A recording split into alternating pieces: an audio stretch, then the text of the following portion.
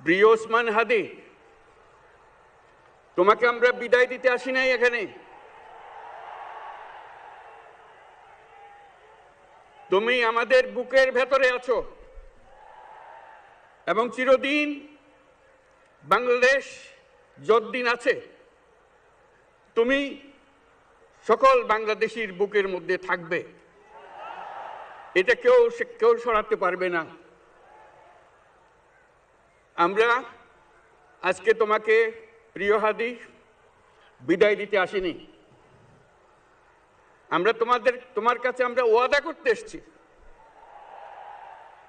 তুমি যা বলে গেছো সেটা যেন আমরা পূরণ করতে পারি, সেই ওয়াদা করার জন্য আমরা একত্র হয়েছি।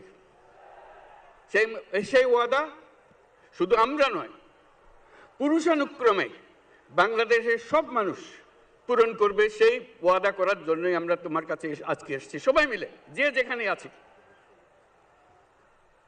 আমরা তোমার যে মানব প্রেম, তোমার যে ভঙ্গি, মানুষের সঙ্গে উঠা বসা, তোমার যে রাজনৈতিক দৃষ্টিভঙ্গি, সবাই প্রশংসা করছে।